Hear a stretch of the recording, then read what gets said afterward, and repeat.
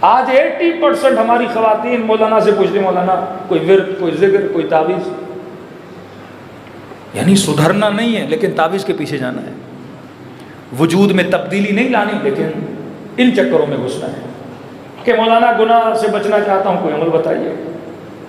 مولانا امتحان میں پاس ہونا چاہتا ہوں، کوئی آیت بتائیے. مطلب میں نے پڑھنا نہیں ہے لیکن مولانا ایک آیت دیں گے، اگر بولیں گے نا بیٹا 1000 بار اس آیت کو پڑھو، کل امتحان میں بغیر لکھے پاس ہو جاؤ گے. اور یہ بلیو کر لیتا ہے.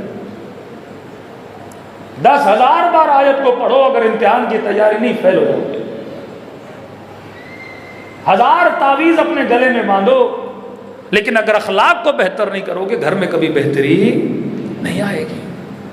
یہ کون سا معجزاتی دین ہے جو آپ نے نسلوں کو سکھایا اور پڑھایا؟ کہ وہاں غوث پاک کے معجزے، وہ شیعہ ذاکر قلندر کے معجزے، کہ پتہ نہیں کہا کہ کڑھائی میں چلے گئے اور 400 سال کڑھائی میں رہے اور پھر کہا کہ لال ہو گئے اور باہر آ جاؤ. یہ ذہنیت آپ اپنے نسلوں کو دے رہے ہیں. اگر یہ چیزیں کرنی ہوتی تو مولا حسین نے کربلا میں کیوں نہیں کی؟ اگر یہ کام کرنے ہوتے تو امیر المومنین 25 سال زحمتیں کیوں کر رہے ہیں؟ کہ کہا کہ علی مجھے کنویں سے پانی نکال کر دو، اس ایک بالٹی کے عوض میں آپ کو کھجوریں دوں گی. مولا کا غلام کہتا ہے گھر میں فاقے آ گئے. جو رسی تھی وہ بھی کھجور کے تنے سے بنتی تھی، سخت ہوتا تھا اس کو کھینچنا. کہتے پانی کافی گہرا تھا، یہاں تک کہ بالٹی اوپر آتی علی ابن ابی طالب کے ہاتھوں سے خون جاری ہو چکا تھا. محنت کی، زحمت کی، باغات خریدے، پھر اپنے بچوں کو دیے، پھر چوتھے امام نے محنت کی، زحمت کی، پھر پانچویں امام نے محنت کی، زحمت کی، نظام بنایا، سسٹم بنایا. لیکن ایک دین جو خیالی دین ہم نے نسلوں کو بتایا. آج جناب یوسف کی فلم بنے، حضرت امام رضا کی فلم بنے، جناب مختار کی فلم. بھائی فلمیں تو بناؤ گے نا، ایکٹر کہاں سے لاؤ گے؟ فلم مختار کی بنے، ایکٹر وہی فاسق بنے گا. دا میسنجر فلم رسول خدا کی بنے، حضرت حمزہ وہی ہالی ووڈ کا فاسق بنے گا. کیونکہ ہم نے کام ہی نہیں کیا، کسی شعبے میں کام نہیں کیا.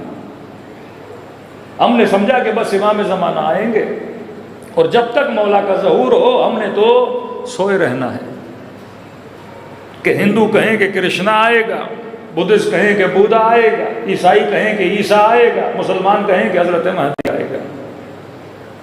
اور ان کے آنے تک ہم نے نہ حکومت بنانی ہے، ہم نے نہ نظام بنانا ہے، ہم نے نہ اسکول بنانے ہیں، ہم نے نہ ہیلتھ پہ کام کرنا ہے، ہم نے نہ ایجوکیشن پہ کام کرنا ہے، ہم نے نہ تربیت پہ کام کرنا ہے. بس مولا آپ آئیے، فسق و فجور کو ختم کریے، میں ختم نہیں کروں گا. مولا آپ آئیے، حجاب کو بڑھائیے، انصاف کو بڑھائیے، لیکن مولا میں کچھ نہیں کروں گا. جبکہ وہ خود فرماتے ہیں افضل الاعمال انتظار الفرج، فرماتے ہیں بہترین عمل انتظار ہے. عمل، ویٹنگ نہیں. میں کب آتا ہوں یہ اللہ کا معاملہ ہے اور امام زمانہ کا معاملہ ہے. لیکن سوال یہ ہے کہ تو کیا کر رہا ہے؟ ہم نے سوسائٹی کی بہتری کے لیے کیا کیا؟ ہم نے کتنے شعبے بنائے زمانوں کے لیے؟ کیوں؟ کیونکہ ہم نے دین کو دنیا سے الگ کر دیا. ہم نے کہا کہ یہ مدرسہ ہے دینی تعلیم، یہ اسکول ہے دنیاوی تعلیم. ہم نے خود دین و دنیا کی کیا کر دی؟ جدائی کر دی. جب تک کہ نہ دین دنیا سے جدا ہے نہ دنیا دین سے جدا ہے. یہ قرآن کی حکمت ہے کہ جتنی مرتبہ قرآن میں لفظ دنیا آیا اتنی مرتبہ لفظ آخرت آیا ہے. جب دعا مانگتے ہو ربنا آتنا، پہلے ہے فی الدنیا حسنہ، بعد میں ہے فی الآخرت حسنہ. میری دنیا کو آباد کر، پھر کہتے ہو میری آخرت کو آباد کر. اگر دنیا آباد نہیں تو آخرت کیسے آباد ہوگی؟ اگر دنیا بہتر نہیں تو آخرت کیسے بہتر ہوگی؟ ایک بندہ صحیح سے کماتا نہیں، اپنے رزق و روزی کے لیے پریشان ہے، وہ صحیح سے عبادت کیسے کرے گا؟ ایک بندے کو گھر میں سکون نہیں، وہ کتاب کیسے پڑھے گا؟ جو صبح سے شام تک پریشان ہے وہ نہج البلاغہ پہ غور کیسے کرے گا؟ فکر کیسے کرے گا؟ وہ امیر المومنین کہیں کہ جوانی کی قدر جانو، یا لیت شباب متی یعود، کہ یہ جوانی جب چلی جائے گی، مولا فرماتے ہیں پھر واپس نہیں آتی. سارعوا الی الخیرات، بار بار کہتے ہیں. اصحاب حسین کو دیکھو، فرمایا جب کار خیر دیکھو تو دوڑے دوڑے اس کی طرف جاؤ. فرمایا منافق اور مومن کی نشانی، منافق کار بد کے لیے دوڑتا ہے، مومن کار خیر کے لیے دوڑتا ہے. 1 منٹ انتظار نہ کیا کرو، اگر کوئی چیز تمہارے دنیا و آخرت کو بناتی ہے فوراً چلے جاؤ. آج ہماری نسلیں اپنے ٹائم کو ضائع کر رہی ہیں، دشمن کی نسلیں دن بدن ترقی کر رہی ہیں. آج کتنی تعداد ہے مسلمانوں کی دنیا میں؟ کہتے ہیں 25% دنیا کا مسلمان ہے اور 0.2% دنیا میں یہودی رہتے ہیں. کتنے نوبل کے نام جیتنے والے مسلمان ہیں اور کتنے نوبل جیتنے والے یہودی ہیں. دنیا میں سب سے کم لیکن زیادہ سے زیادہ ایجوکیشن میں وہ آگے ہیں، زیادہ سے زیادہ بزنس مین ان کے آگے ہیں، زیادہ سے زیادہ دنیا کا مال و دولت پر ان کا قبضہ ہے. کسی بھی ملک میں چلے جائیں سب سے زیادہ کمپنیاں کن کی ہیں؟ ان کی ہیں. اور ہم صرف یہ کریں کہ مولانا نیسلے کا بائیکاٹ کرنا ہے، پیپسی کا بائیکاٹ کرنا ہے، میکڈونلڈ کا بائیکاٹ کرنا ہے. بھائی بائیکاٹ کرو گے اس کا فائدہ بس اتنا ہے کہ ان کو فائنینشلی نقصان ہوگا، لیکن اصل نقصان کب دے سکتے ہو کہ ان کے مقابلے میں تم کوئی ایسی فیکٹری کھولو. انگریز نے ایک ڈیمانڈ پیدا کی ہے. میں پاکستان کا ایک شہر تھا، وہاں اکثر امیر رہتے ہیں. انہوں نے کہا مولانا غیبت امام میں ہمارے اوپر کیا ذمہ داری؟ میں نے کہا اپنے سکروں سے پیپسی ختم کر دو. کہ مولانا نماز بولنے کو بولو گے پڑھنے کے، پیپسی نہیں چھوڑ سکتے ہیں. میدے کو عادت ہو گئی نا. وہ ڈیمانڈ بناتے ہیں، پھر اس ڈیمانڈ کے خریدار بنتے ہو، پھر تمہارا پیسہ تمہارے جیبوں سے نکالتے ہیں. کہاں سے آئے یہودیوں کے پاس پیسہ؟ یہ آپ کا اور میرا پیسہ ہے، ہم سے ہی کماتے ہیں پھر ہمیں ہی مارتے ہیں. اب دشمن کا مقابلہ تب کرو گے جب اس جیسی ڈیمانڈ کو پیدا کرو گے. جب تک نسلوں کو نہیں سکھاؤ گے کہ اپنے اکنومیکل سسٹم کو کیسے مضبوط کرنا ہے، تب تک دشمن کا مقابلہ نہیں کر سکتے. تو ایک چیز ہے، دین کا کوئی بھی ایسا عمل نہیں جس کا دنیا میں فائدہ نہ ہو. اگر آپ صرف اس لیے دیندار بن رہے ہو کہ بھائی دنیا کو چھوڑ دو، میں نے تو بس اپنی آخرت بنانی ہے، تو یہ پھر خواب و خیال والا دین ہے. پھر آپ کے بچے سائنس میں پیچھے، آپ کے بچے ترقی میں پیچھے رہ جائیں گے. فرمایا کوئی بھی دین کا عمل نہیں. آپ روزہ رکھتے ہو، سائنٹیفکلی ریسرچ کرو، روزے سے کینسر نہیں ہوتا. آپ نماز پڑھتے ہو، سر سجدے میں جاتا ہے، اس کا فائدہ آخرت کو بھی ہے، آپ کی باڈی کو بھی ہے. جتنی دیر سر سجدے میں رہتا ہے آپ کے برین میں سب سے زیادہ سرکولیشن ہوتی ہے. آپ دیکھیے آج کل ورزشیں بتاتے ہیں کہ سر نیچے کرو اور ٹانگیں اوپر کرو، اس سے کیا ہوتا ہے؟ سارا خون کہاں آتا ہے؟ آپ کے برین میں آتا ہے. کہتے 2-3 منٹ بندہ اس طرح رہے تو برین اس کا ایکٹیو ہو جاتا ہے. اور خدا یہی ایکسرسائز ہمیں نماز کی صورت میں کتنی بار کراتا ہے. جتنے لمبے سجدے کرو گے اللہ کا قرب بھی ملے گا، جسم کو صحت بھی ملے گی. روزہ آج فاسٹنگ کے لیے ثابت ہو چکا ہے کہ یہ کینسر کو ختم کر دیتا ہے اور انسان کے جسم کے اندر جو گندے جراثیم ہیں وہ مر جاتے ہیں جو لوگ روزہ رکھتے ہیں.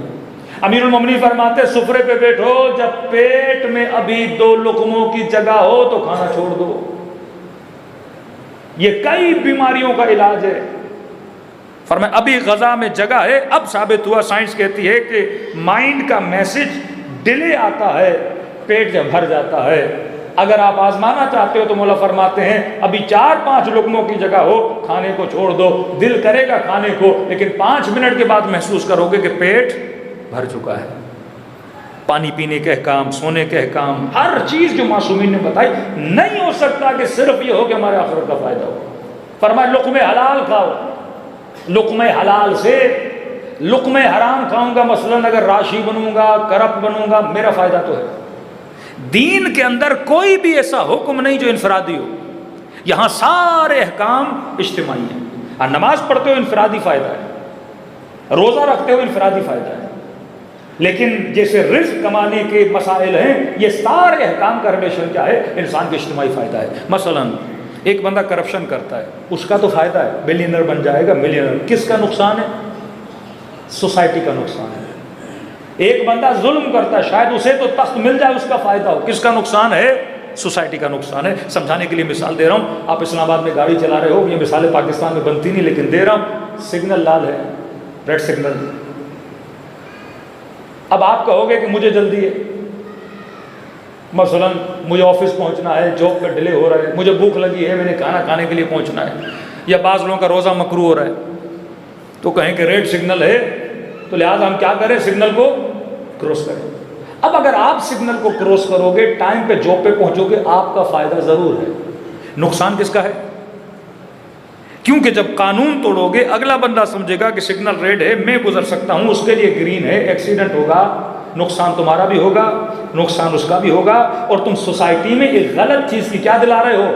عادت دلا رہے ہو، غلط مینر سوسائٹی میں پیدا کر رہے ہو۔ تو فرمایا ایک مرتبہ ریڈ سگنل پہ رکنے میں شاید میرا نقصان ہو، دیر سے پہنچوں، 5 روپے نہ ملیں، لیکن کس کا فائدہ ہے؟ سوسائٹی کا فائدہ ہے۔ تو خدا جتنے قانون بناتا ہے کس کے فائدے کے لیے بناتا ہے؟ سوسائٹی کی۔ کوئی بھی دین کا ایسا قانون نہیں جس میں صرف خیالی پلاؤ بتایا جائے، اس میں ہمارے دین کا بھی فائدہ ہے، ہماری دنیا کا بھی فائدہ ہے۔